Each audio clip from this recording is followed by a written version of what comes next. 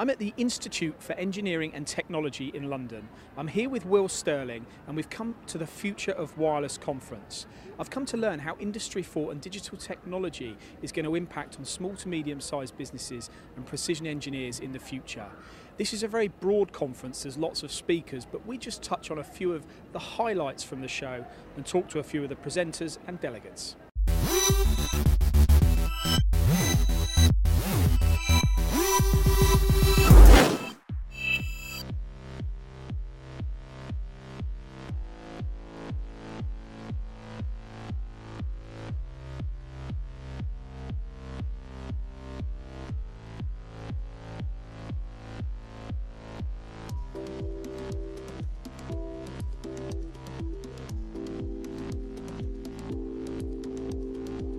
You start to look at IoT in the new world, the economics are changing, and actually it's as much about the energy and the process and the algorithms and the data that you have as about the product. So actually what you're seeing in general nowadays is that manufacturers such as Rolls-Royce, they're now sort of not just using the technology to design their product, but they're actually embedding it to measure how it's working.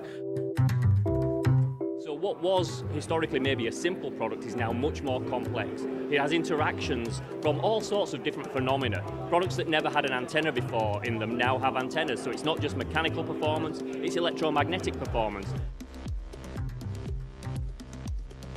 So Robert, tell me a little bit about Cambridge Wireless. There was a small group of companies that got together to look at how 3G technology was going to change and how they could collaborate together to make the most of the revolution in connectivity that was coming down the tracks.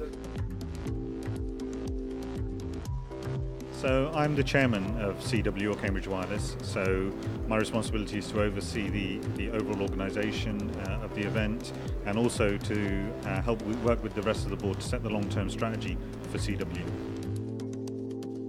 So we've been spending the last couple of years actually working with Ocado, the online grocery company, to help them revolutionise their warehouse automation systems. So they had an amazing vision, if you like, for what the next generation of their warehousings were going to look like, which was completely different from what anything exists from today, completely different from their current warehouses. And that required a completely new radio control system so that they could communicate with thousands of robots moving at high speed in real time so they could get the absolute maximum efficiency out of those warehouses. But simulation is now going way beyond just the things and designing the things, but also into operation and maintenance and how we can unlock additional value through simulation for customers, small, medium and large, as they're serving their customers with much more smarter products, more connected products. If we don't embrace it, what you're going to find is that other organisations, other industries they will embed sensor technology, they will embed the data element that they can capture, and they'll be selling that data element either for improving their product faster than anybody else, and they'll be innovating faster, or they'll be actually developing a better relationship with their customers, so that actually they're going to get more repeat sort of buys and actually increase sales overall. The network of well over 400 companies that cover the whole, what we would call the wireless stack, and it's also grown outside of Cambridge as well, so it's across the whole country, and it also includes 17 countries at the last look that I had. So we develop a lot of semiconductor technology, and semiconductors have really enabled not only consumer goods to be miniaturized, to be low cost, to be high performance, but also some of those technologies can also be applied to industrial applications as well.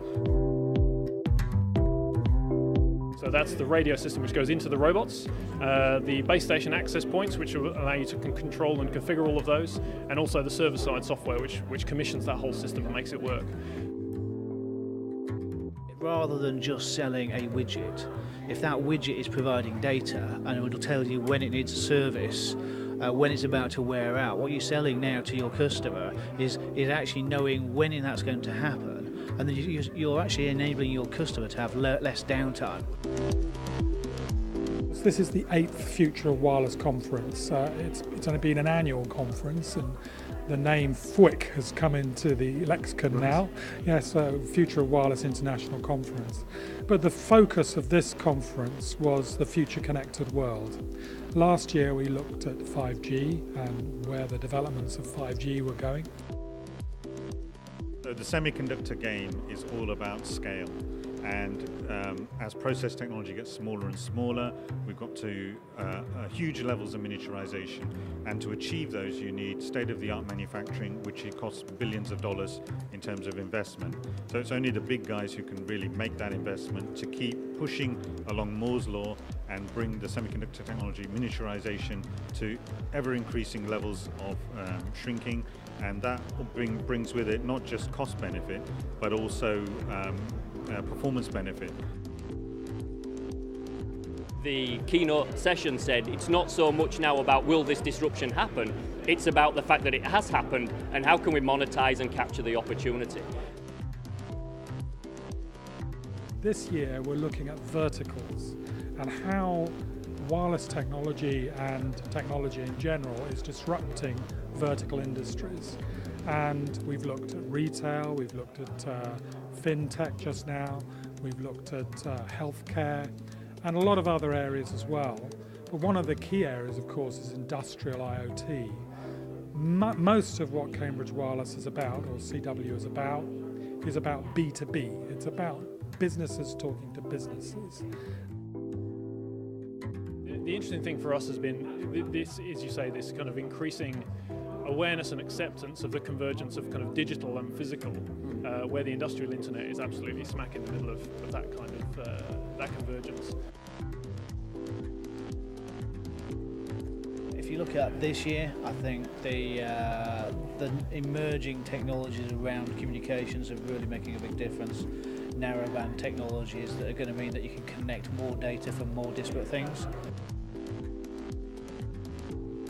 With industrial IoT, of course, there's a huge revolution happening with the Internet of Things, both in terms of logistics and the supply chain for factories, the automation within factories, and also the connectivity with the consumer.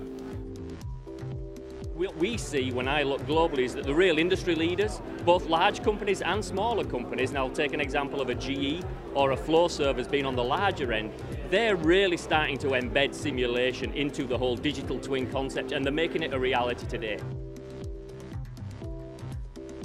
So for us, it's continued investment, increasing levels of miniaturization, increasing integration as well, so putting more and more components on the same chip. It's all about very strong processing capability. So a lot of the software algorithms now are very data intensive or computational intensive, so a lot of number crunching. So if you imagine controlling a drone in real-time flight, a lot of number crunching from all the sensors needs to happen in real time to be able to control it and guide it. So having that processing capability is very important. So Ocado have been a great example of that, where they're looking at how they control through pretty advanced IT systems their automation in their warehouses.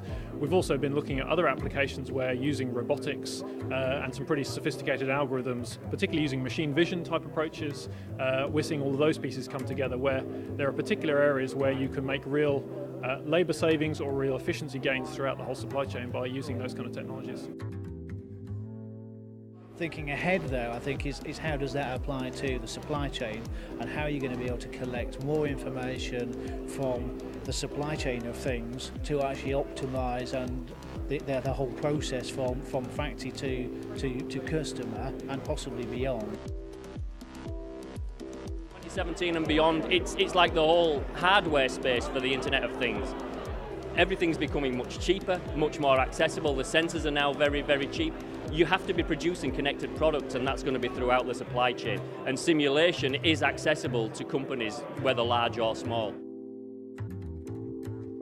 And also connectivity is very important. So having very high bandwidth, low power radio links, whether it's Wi-Fi or Bluetooth low energy or cellular, being able to communicate from your industrial device or your consumer product back to the network, so you can then benefit from all the cloud storage, all the data processing in the server network. Sensors get cheaper, every year it gets cheaper to send data, and every year it gets easier and cheaper to actually process data at the edge and collect data at the edge of the enterprise. So, Will, you've been involved in the conferences today. You've seen what's going on, and you've spoken to a lot of delegates as well as kind of speakers. What have you taken from the event? Well, there's a whole load of things to take, Paul. Certainly one thing that was a revelation to me is the importance of design engineering in the industrial Internet of Things, the idea of the digital twin.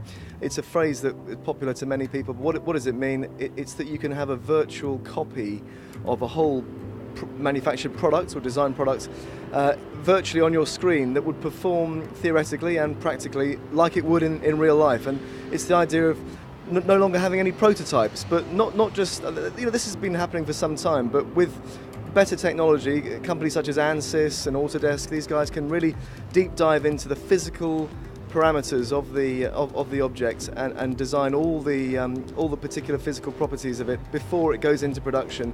A viewer of our videos might be a small machining company, a manufacturer. Are they going to watch this and go, well, that's not really for me? Yeah, it's a good question. It depends on what you make, I think. Somebody said to me that they're capturing more and more data from the consumer, from the user, to know how to design the product. So let's imagine you're trying to give up smoking and you buy the vapor cigarette. If you could build a sensor in, and they're looking at doing this, into the vapor unit to tell the company how often you're using it, how often what times of the day you're using it, what flavors you prefer.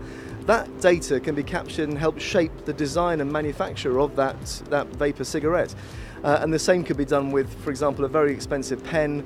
How often is it used, and what type of ink the consumer is using. You don't need to do a data or marketing survey anymore. It's captured for you. Using this type of technology, it enables you to streamline maybe your manufacturing. But I think the critical point is, if you're not interested in this, you should, because I think you've said yourself that you'll be led this way by your clients or your customers.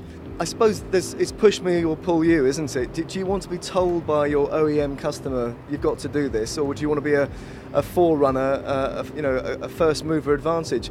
And I guess if you're of a digital preposition, if you're somebody, a company that's making things and you're quite digitally educated, you'll be looking at how can we use more of these sensors, more of these communication channels to share data about our parts with our customers, and that will probably help embed you in their supply chain further. Give me a couple more highlights from today for you.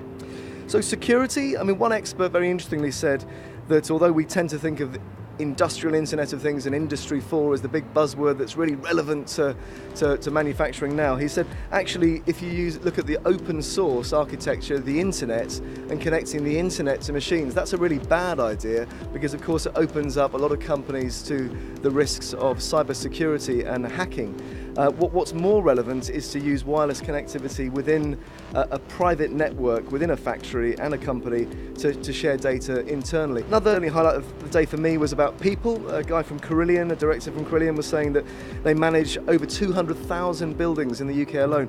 A lot of their maintenance technicians are actually guys in their 60s. They've got a few 70 plus year olds working. Now if they're going to use these digital technologies to improve maintenance protocols, they've not used these before, and what are they going to do? Are you going to let these guys go and get some young apprentices in who are more digitally educated? No, you've got to make the tools suitable for an aging workforce, but with a view to obviously bringing young people through. That's a tough one. But yeah, very, very interesting. I think the takeaway would be what Jeff Immelt at GE, the CEO of GE, said a couple of years ago, that looking ahead, if you go to bed tonight thinking you're an industrial company or a manufacturer, be prepared that in a week, when you wake up tomorrow, you might be a digital or software company.